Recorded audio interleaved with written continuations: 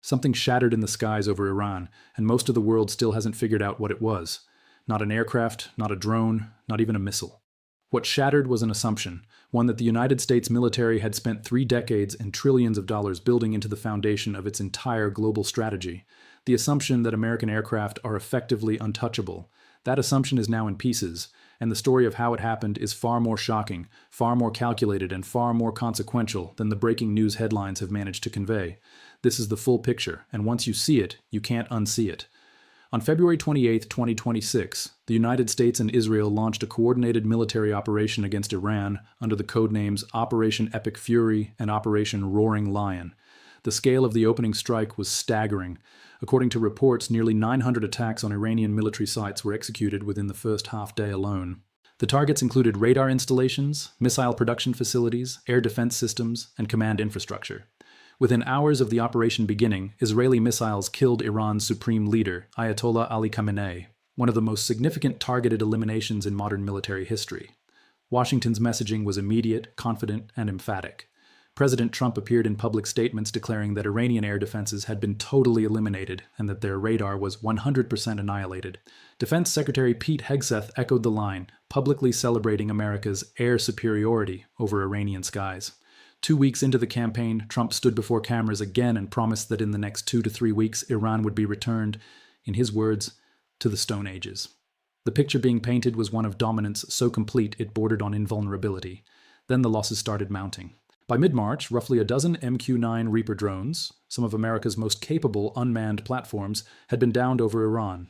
The Wall Street Journal, citing U.S. military officials, confirmed the losses, but noted that the U.S. was flying more than 10 Reapers over Iran at any given time, and that the campaign hadn't slowed. The messaging held. The losses were framed as acceptable. The operation was still officially proceeding according to plan, but the losses didn't stop. By late March, Bloomberg reported that at least 16 U.S. military aircraft had been lost since the conflict began. The list included high-performance jets, rotary wing platforms, and unmanned aerial vehicles. Then on March 27th, an Iranian missile strike damaged one of America's critical E-3 Sentry radar planes, an aircraft so strategically important that losing even one meaningfully degrades the military's ability to maintain battlefield awareness. Defense experts described Iran's deliberate targeting of support aircraft, radar planes, and refueling tankers as a calculated strategy designed not just to destroy hardware, but to blind the entire operation. Of the 15 E-3 Sentry aircraft in the U.S. fleet, only 11 were now likely serviceable. Then came April 2nd, and everything changed. On April 2nd, 2026, the United States confirmed what it had been carefully avoiding acknowledging for weeks. A U.S. F-15E Strike Eagle had been shot down by hostile Iranian fire. The aircraft carried 2 crew members. One was rescued, the other went missing inside Iranian territory. As of April 4th, that pilot had still not been found. Iran deployed its military, popular forces, and tribal networks across southwestern Iran to locate the missing airmen. Tehran offered a $60,000 reward to any Iranian citizen who provided information leading to the pilot's capture. Iran also released an image of an advanced concept ejection seat it claimed came from the downed F-15E. The IRGC's semi-official news agency, Tasnim, stated that the aircraft had been destroyed by anti-aircraft fire. U.S. Central Command pushed back on some of the specific claims, particularly regarding the location of the shoot-down. But the core fact, that an advanced American strike aircraft had been destroyed by Iranian fire, was not deniable. This was the first publicly confirmed fighter jet loss to hostile action since the conflict began. The same week, an A-10 Warthog crashed near the Strait of Hormuz. 2 U.S. Black Hawk helicopters were reportedly fired upon, managing to escape Iranian airspace without being destroyed. The picture of total U.S. air dominance, the picture Trump and Hegseth had been selling to the American public for 5 straight weeks, had developed some very visible cracks. But to understand how Iran pulled this off, you have to go back much further than April 2nd. You have to understand what Iran was quietly building long before the first American bomb fell. In December 2025, months before the first U.S. strike, Iran and Russia signed an arms deal in Moscow. The agreement, revealed through leaked documents reported by the Financial Times, committed Russia to deliver 500 Verba man-portable air defense launchers and 2,500 9mm-336 missiles over a 3-year period. The Verba is described as one of Russia's most modern shoulder-fired infrared-guided air defense systems, capable of targeting cruise missiles, low-flying aircraft, and drones. Crucially, these units operate in small mobile teams without relying on fixed radar installations, the very type of infrastructure the U.S. had prioritized destroying in the opening strikes. This was a system specifically engineered to survive the kind of campaign America was about to run. dispersed, mobile, impossible to take out in a single wave of precision strikes. And it had been ordered, paid for, and was in transit before Operation Epic Fury even had a name. Then came the reports that made NATO scramble. On March 30th, 2026, intelligence tracking began picking up something extraordinary. Russian Antonov heavy cargo aircraft were landing in Tehran, and they weren't stopping. 6 flights in 36 hours. The cargo, according to multiple reports citing NATO intelligence and independent defense analysts, included components of Russia's S-500 Prometheus, the most advanced air defense system ever built, and the one Russia had explicitly promised it would never export outside its own territory. The S-500 is not comparable to anything Iran had previously operated. It can engage targets at ranges of up to 600 kilometers. It is specifically designed to track and destroy stealth aircraft, including the F-35 and F-22. It can engage cruise missiles, ballistic warheads, and hypersonic targets simultaneously. The system's radar architecture is capable of seeing aircraft that conventional air defenses treat as effectively invisible. Russian technical advisors were reportedly on the ground in Tehran alongside the hardware. NATO called an emergency meeting within hours of the report's surfacing. The implications were immediate and alarming. American pilots who had spent 5 weeks operating over Iran were now potentially flying into an entirely different battle space, one where the technology underwriting their safety had been fundamentally changed overnight. The line between a US-Iran conflict and a direct US-Russia confrontation, which Western governments had been carefully managing, had just become dangerously thin. But Russia giving Iran hardware is only one layer of this.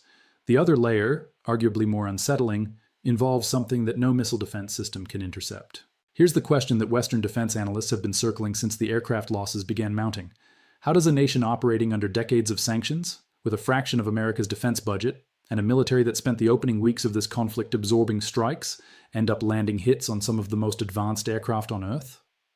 The answer, according to analysis from Chatham House, Forbes, and the Journal of National Security Studies, lies not just in hardware, but in a methodology. Both sides in this conflict have been using artificial intelligence at an unprecedented scale.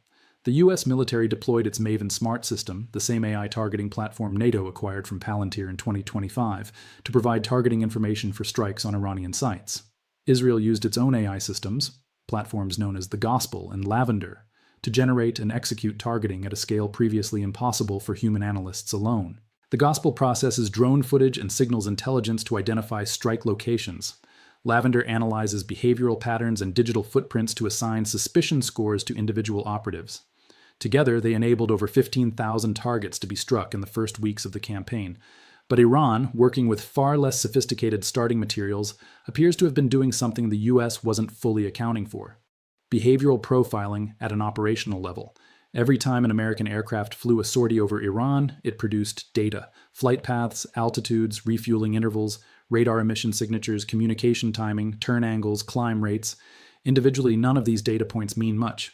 Collectively, tracked over weeks and fed into an analytical system capable of identifying patterns, they build something extraordinarily valuable: a behavioral model, a predictive map of how American air operations actually function in practice. Iran's drone operations, observed across multiple theaters including Ukraine, Syria, Iraq, and the Gulf over the past several years, have already demonstrated algorithmic navigation, route optimization, and the ability to coordinate timing with missile salvos.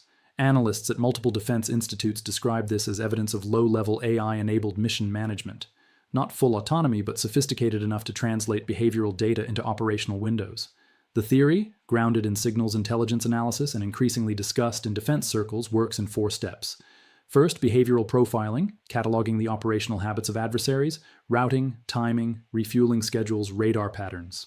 Second, vulnerability mapping, identifying the moments when a jet's sensors are briefly oriented in a known direction, when a tanker's formation shifts during a refueling hookup, when a pilot's defensive options are temporarily narrowed. Third, signal disruption, GPS jamming, electronic interference, false signal injection, all designed not necessarily to destroy the aircraft immediately, but to slow the pilot's reaction, to create cockpit uncertainty, to break the communication loop between aircraft and ground support.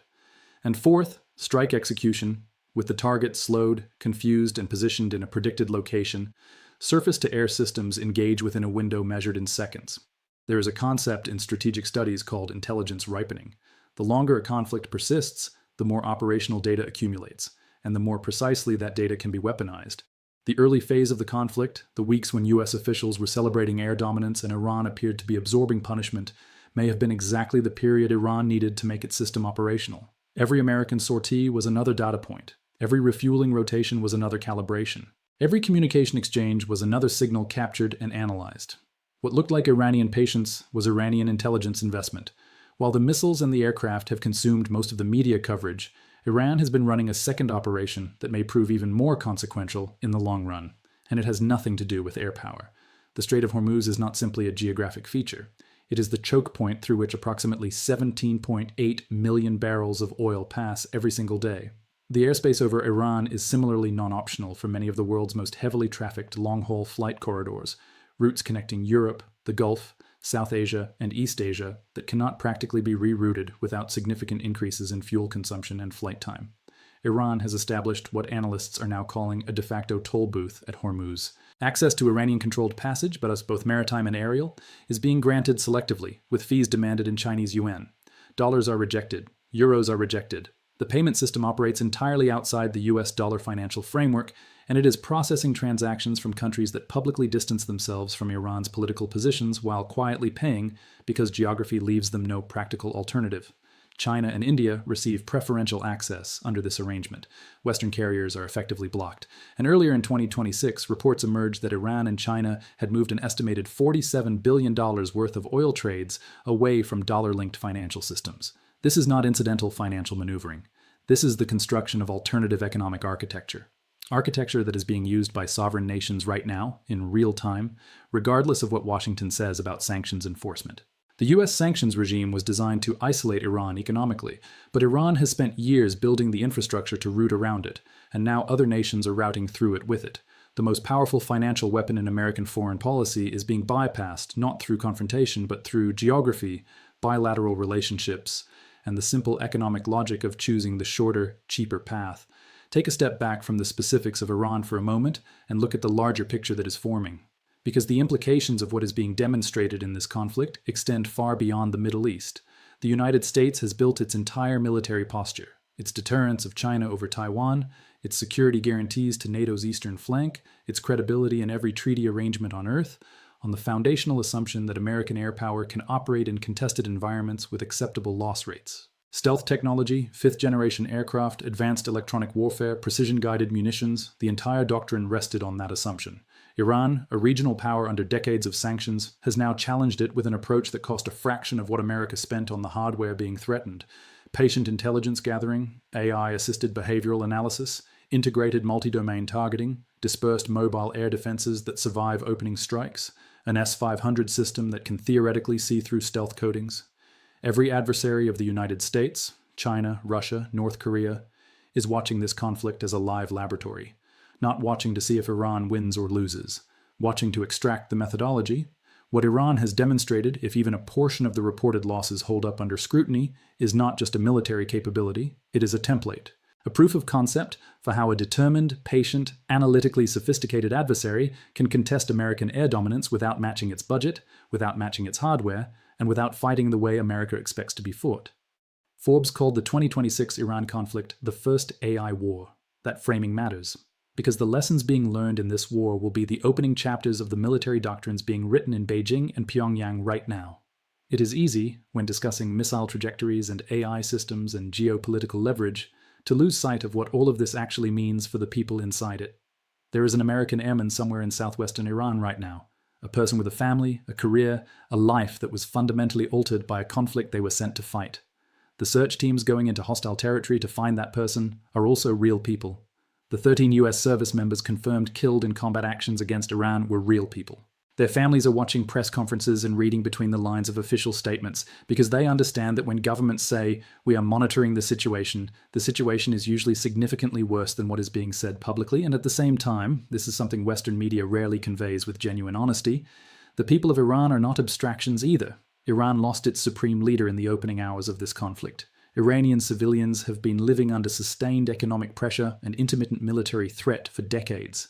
The engineers, the military personnel, the families of Iranian airmen, they are people too, making decisions under extraordinary constraint with extraordinary consequences. The human stakes in this conflict are not one-sided. They never are. Here's the most audacious dimension of what Iran is doing, and arguably the most historically significant. Iran is not trying to win this war in the conventional sense. Iran is trying to win the next 30 years. In its public messaging, in its diplomatic communications, and in the way its military operations are being framed for international audiences, Iran is asserting something that would have sounded absurd 6 months ago, that it is a rising power, not a regional nuisance to be managed, not a rogue state to be contained, an actor capable of projecting strategic consequences beyond its own borders and into the broader architecture of global competition. The framing matters because in geopolitics, perception shapes reality. If the international community begins to perceive Iran as a power that has credibly challenged American military dominance in a sustained, systematic way, Iran's diplomatic leverage increases. Its ability to attract investment increases. Its ability to form alliances increases. Its ability to shape regional outcomes increases. The downed aircraft and the Yuan toll booths and the S-500 reports are not separate stories. They are instruments in a single unified strategy. Iran is playing in a world where Chinese economic weight continues to expand, where the dollar's dominance faces structural challenges, and where American hegemony is increasingly contested across multiple domains simultaneously. In that world, a demonstrated ability to absorb a full-scale US-Israeli air campaign and continue operating, continue shooting, continue charging fees, continue signing arms deals, is not just a military achievement, it is a credential that buys influence in Moscow, in Beijing, in New Delhi, and in every capital that is quietly watching to see whether the old order still holds. Whether that bet pays off depends on variables no analyst can fully predict. But Iran is clearly betting that it will. And right now, the confidence with which Tehran is operating, openly, assertively, without the defensive crouch of a nation expecting total defeat, suggests that Iran believes, in this specific moment, that it is winning the argument even if it hasn't won the war. Here is where we land, and it is not a comfortable place for anyone counting on the old order to hold. What has happened in the skies over Iran in the last 5 weeks is not simply a military story. It is not simply a technology story. It is a story about what happens when an adversary with patience, analytical capability, and a system designed specifically to exploit predictability is given enough time and enough data to make that system work. America built its doctrine around speed and overwhelming technological superiority. Iran built its response around time, data, behavioral analysis, and economic architecture that operates outside American financial reach. The assumption that advanced Western aircraft can operate with effective impunity in contested airspace has been challenged. The assumption that economic sanctions can prevent a determined adversary from acquiring advanced weapon systems has been challenged. The assumption that American messaging about military dominance maps accurately onto the actual battlefield situation has been challenged. American military doctrine will adapt. It always has. The question that matters now is whether the adaptation will come quickly enough, and whether the institutions responsible for that adaptation are capable of honestly absorbing lessons that contradict decades of confident assumptions. History suggests that is the hardest thing any military does. Not build new weapons, not develop new tactics. Admit clearly and honestly that the old ones may not be enough. What Iran used to challenge the most expensive military in human history wasn't a bigger bomb, wasn't a more advanced missile, and wasn't a larger army. It was information. Collected patiently, processed intelligently, acted upon precisely. And in the new geometry of conflict that is emerging from this war, the geometry that China, Russia, and every other US adversary is studying right now, that may be the most powerful weapon of all. The world is not standing still. Power is moving. And the nations that understand the mechanics of that movement will be the ones navigating the next decade clearly. Do you think the West has genuinely underestimated Iran's capacity to absorb punishment and still adapt? And what does this conflict tell us about the real limits of the drone and stealth doctrine that America plans to rely on in a potential Pacific confrontation? Drop your analysis below. The most interesting comments always come from people who have been paying attention.